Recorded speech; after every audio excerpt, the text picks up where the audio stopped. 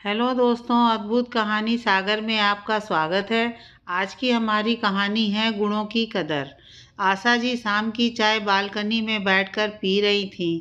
तभी दरवाजे की घंटी बजी तो उन्होंने दरवाज़ा खोला। सामने रुचि के हाथों में बड़ी सी ट्रॉफी और चेहरे की मुस्कान देख आशा जी ने उसे बाहों में भींच लिया। बधाई हो, मुझे तो पहले ही पता था तुम जरूर इनाम जीत कर लाओगी। आखिर बेटी किसकी है? मम्मी, बहुत टफ कंपटीशन थी लेकिन खूब मज़ा आया। सभी प्रतिभागियों ने बहुत सुंदर सुंदर विचार प्रस्तुत किए। मुझे प्रथम पुरस्कार मिला है। ये देखिए, ट्रॉफी के साथ सर्टिफिकेट और बुके। बड़े उत्साह से रुचि ने सब कुछ मम्मी को दिखाया। आज उनके कॉलेज में वाद विवाद प्रतियोगिता का आयोजन था। आशा जी के परिवार में पति, एक बेटा रोहन तथा बेटी रुचि हैं। रोहन को एमबीए करने के बाद बढ़िया कंपनी में नौकरी लग गई और वह दूसरे शहर में अपने परिवार के साथ व्यस्त है। छुट्टियों में मिलने के लिए आ जाते हैं। बेटी रुचि शुरू से ही कुशाग्र बुद्धि की है। पढ़ाई में भी वह क्लास में अव्वल आती रहती थी। साथ ही खेलों में भी उसकी बहुत रुचि थी। वार्षिक स्नेह सम्मेलन में तो अक्सर वह 3-4 पुरस्कार लेकर ही लौटती थी। अब वह स्नातक के अंतिम वर्ष में थी तो आशा जी ने घर के काम सिखाने भी शुरू कर दिए। घर की साफ सफाई रख रखाव के साथ ही रसोई में भी उसे अपने साथ रखती और उससे सहयोग लेती। अपने अनुभव से वह जानती थीं कि लड़की कितनी भी पढ़ लिख ले लेकिन उसे रसोई का काम तो करना ही पड़ता है। इसलिए उसे खाना बनाना और इसी तरह के घरेलू काम सिखाने आवश्यक हैं। रुचि ने भी हर काम में दिलचस्पी ली। जल्दी ही वह खाना बनाना तो सीख ही गई। उसके साथ ही कुछ कुकिंग क्लासेस ज्वाइन करके खास डिशेस बनाना भी सीख ली। जिस दिन वह कुछ खास व्यंजन बनाती तो पिता गर्व से कहते, हमारी बेटी तो सर्वगुण संपन्न है। पढ़ाई, खेल से लेकर साफ सफाई, खाना बनाने तक हर कार्य में दक्ष है। वह परिवार किस्मत वाला होगा जहां इसकी शादी होगी। आशा जी की आंखों में भी प्रशंसा के भाव तैर जाते और उसे भी अपनी बेटी पर गर्व होता। कई बार पति पत्नी सोचते, हमारी बेटी कितनी प्रतिभाशाली है, इसे तो ऐसा परिवार मिलना चाहिए जहां इसके गुणों की कदर हो। अगले साल नितिन के साथ रुचि का रिश्ता तय हो गया। आशा की बहन ने यह रिश्ता सुझाया था। उनका कहना था, नितिन का परिवार संपन्न तथा प्रतिष्ठित है और वे लोग रुचि की कदर भी करेंगे। उन्हें ऐसी ही पढ़ी लिखी तथा हर कार्य में दक्ष बहू चाहिए।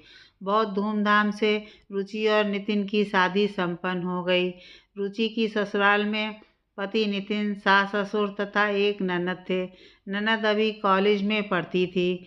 शादी के कुछ समय बाद ही उसने महसूस किया कि उसके हर काम की जैसे परीक्षा ली जाती है।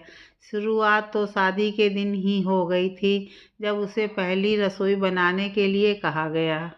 उसने खाने के साथ हलवा बनाया था। सभी मेहमानों को हलवा देने के बाद उसकी सास पूछ रही थी, कैसा हलवा बनाया बहू ने? शक्ल से तो अच्छा दिख रहा है लेकिन शायद घी कम डाला है। अब क्या है ना, जैसा मायके से सीख कर आई है वैसा ही बनाएगी ना। हंसी कह कहों के बीच फिर आवाज़ आई, हाँ मौसी, तुम्हारे जैसा हलवा तो कोई भी नहीं बना सकता। अगले सप्ताह ही रुचि और नितिन हनीमून के लिए चले गए। लौटने के बाद सास ने कहा, घर के सभी कामों के लिए तो काम वाली बाई है, खाना हम खुद ही बनाते हैं, इसलिए खाने की जिम्मेदारी और इंतजाम अब तुम्हें ही देखना है। खाना बनाते समय मुझे पूछ लेना, नमक मिर्च हमारे हिसाब से ही डालना, तेल मसाले जैसे हम लोग खाते हैं वैसे ही बनाना है। रुचि ने स्वीकृति में सिर हिला दिया। बहू, खाना परोसते समय पापड़ भी भून के लाना है, तला हुआ हम लोग पसंद नहीं करते। रुचि ने उसी समय पापड़ भूने और परोस दिए। अरे, तुमको पापड़ भूनना भी नहीं आता? ये देखो तो 2-3 जगह से जला हुआ है। ऐसा पापड़ कौन खाएगा? क्या तुम्हारे यहाँ ऐसे पापड़ भूना जाता है? नितिन के कहते ही उसका चेहरा उतर गया। और कोई कहे तो अलग बात है, लेकिन पति ही इस तरह से सबके सामने अपमानित कर रहा है, मजाक उड़ा रहा है, उसे बहुत बुरा लगा। जैसे तैसे रसोई का काम निपटाकर वह अपने कमरे में गई। रुचि, ये चादर कैसे बिछाई है? एक साइड से टेढ़ी है, एक साइड से सीधी। क्यों, तुम्हें ठीक से चादर बिछानी भी नहीं आती? इतनी पढ़ी लिखी हो, तुम्हारी मौसी तो तुम्हारी तारीफों के पुल बांधती रहती थीं, तुम्हें गुणों की खान कहती थीं, लेकिन हमें तो ऐसा कुछ लग नहीं रहा। नितिन के कहते ही रुचि की आंखों में आंसू आ गए। अब इसमें रोने की क्या बात है? अपने को सुधारने की कोशिश करो और यहाँ के माहौल के हिसाब से एडजस्ट करो, कहकर नितिन सो गया।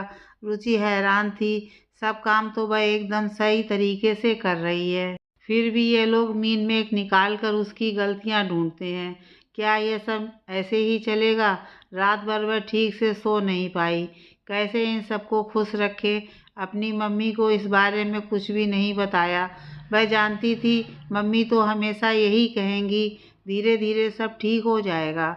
शादी के बाद थोड़ा बहुत समझौता तो करना ही पड़ता है। उस दिन खाना बनाकर उसने डाइनिंग टेबल पर परोसा और सबके साथ वह भी खाने बैठ गई, क्योंकि उसे मायके में भी गर्म खाने की आदत थी। सास ने देखा तो बोली, रसोई में सारा सामान बिखरा पड़ा है और तुम खाने बैठ गईं।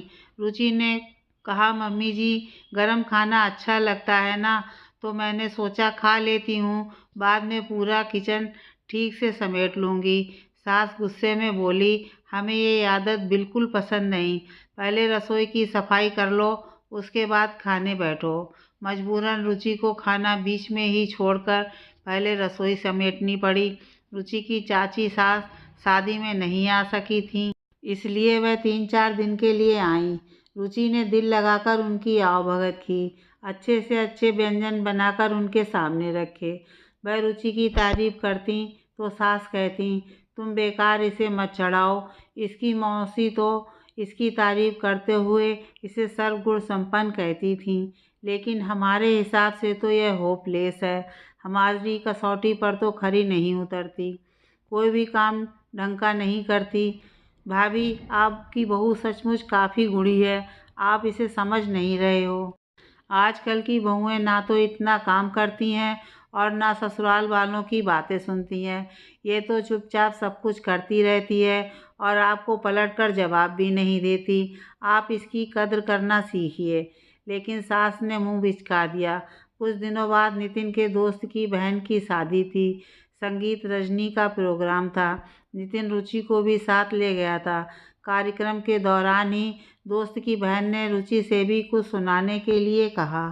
अचानक रुचि को याद आया, उसकी मम्मी शादी के 2-3 लोकगीत बहुत अच्छे गाती थी, जिसमें से रुचि को भी अभी तक एक याद था। उसने हिम्मत की और वह गीत सबके सामने गाया। सभी ने बहुत तारीफ की। वापसी में नितिन ने कहा, तुमने अच्छा गीत गाया। चाहे उसने बेदिली से ही तारीफ की हो, लेकिन रुचि को खुशी हुई कि कम से कम पति ने तारीफ तो की। अगले महीने रुचि ने खुशखबरी दी कि वह माँ बनने वाली है। पूरे घर में खुशी की लहर दौड़ गई। सास, ससुर, ननद सभी खुश थे। अब इतना अवश्य हुआ कि सास भी रुचि के साथ रसोई में उसे सहयोग देने लगी। जब कभी रुचि का दिल खराब होता या उसे घबराहट, उल्टी, चक्कर वगैरह आते, तो सास रसोई संभाल लेती। उस दिन नितिन को अपने व्यापार के सिलसिले में 2 दिन के लिए शहर से बाहर जाना था। अपने खाली समय में रुचि कुछ अच्छी पुस्तकें पढ़ती, जिनमें स्वास्थ्य संबंधी जानकारी होती। दोपहर का खाना खाकर सब अपने अपने कमरे में आराम कर रहे थे। तभी रुचि की ननद आई और घबराई सी बोली, भाभी जल्दी चलिए, पापा को पता नहीं क्या हो गया है। रुचि तेजी से सास ससुर के कमरे में गई। देखा तो ससुर का मुंह टेढ़ा हो रहा था और वे बहुत असहज महसूस कर रहे थे। वह समझ गई कि उन्हें पैरालिटिक अटैक आया है। उसे प्राथमिक चिकित्सा संबंधी जानकारी थी। उसने फौरन डिस्प्रिन की 4-5 गोलियां पानी में घोलकर उन्हें पिला दी। जल्दी से गाड़ी निकाली और सास ननद के साथ मिलकर ससुर जी को गाड़ी में लेटाकर फौरन अस्पताल निकल पड़ी। अस्पताल ज़्यादा दूर नहीं था। वहाँ पहुँचते ही उसने डॉक्टर से अनुरोध किया कि इमरजेंसी केस है, कृपया मरीज को जल्दी से संभाल लें। ससुर जी को फौरन आईसीयू में ले जाया गया। इंजेक्शन दवाइयाँ शुरू कर दिए गए। नितिन को भी सूचना दे दी। रात तक ससुर जी की तबीयत में स्थिरता आ गई तथा डॉक्टर ने बताया अब वे खतरे से बाहर हैं। उन्हें समय पर अस्पताल लाने के कारण वे बच गए, वरना 1-2 घंटे भी देर हो जाने से उनका शरीर लकवाग्रस्त हो सकता था। अगले दिन सवेरे नितिन भी पहुंच गया। आते ही सीधा अस्पताल पहुंचा। उसकी मम्मी ने ही सारी जानकारी दी तथा बताया कि रुचि समय से उन्हें अस्पताल ले आई तथा घर पर जो प्राथमिक उपचार किया उससे वह लकवाग्रस्त होने से बच गए। मन ही मन सभी रुचि के प्रति आभारी हो रहे थे। उसके सही निर्णय और वक्त पर उचित कदम उठाने से एक बड़ा हादसा टल गया था। 1 सप्ताह में ही ससुर जी की तबीयत में काफ़ी सुधार आ गया था तथा उन्हें अस्पताल से छुट्टी कर दी गई। अस्पताल से जब वे पत्नी नितिन के साथ घर लौटे तो देखा घर के बाहर रुचि ने बहुत सुंदर रंगोली बनाई थी तथा लिखा था वेलकम होम पापा। खुशी से उनकी आंखें भर आईं। अब रुचि के प्रति घर में सभी के व्यवहार में अंतर आ गया था। सभी का प्यार, आदर, सम्मान उसे मिलने लगा था। उसे अपनी मम्मी की बात याद आ गई। जीवन में अगर हम सहनशीलता बनाए रखें, धैर्य रखें तथा कुछ चीज़ों को अनदेखा कर दें तो बहुत सारी समस्याएं अपने आप सुलझ जाती हैं और समय आने पर सब कुछ ठीक होने लगता है। हमारे व्यवहार से सामने वाला भी धीरे धीरे बदलने लगता है। एक दिन रुचि ने सुना सास अपनी बेटी तथा पति से कह रही थी, हम लोग बेकार ही रुचि में गलतियां ढूंढते रहे और उसे नकारते रहे। सचमुच वह गुणों की खान है। प्रेगनेंसी की हालत में भी किस फुर्ती से वह सही निर्णय लेकर आपको समय से अस्पताल ले गई और इलाज करवाया। हमें उसकी कदर करनी चाहिए। मेरी बहन ठीक ही कहती थी, तुम्हारी बहू बहुत गुणी है, उसकी कदर किया करो।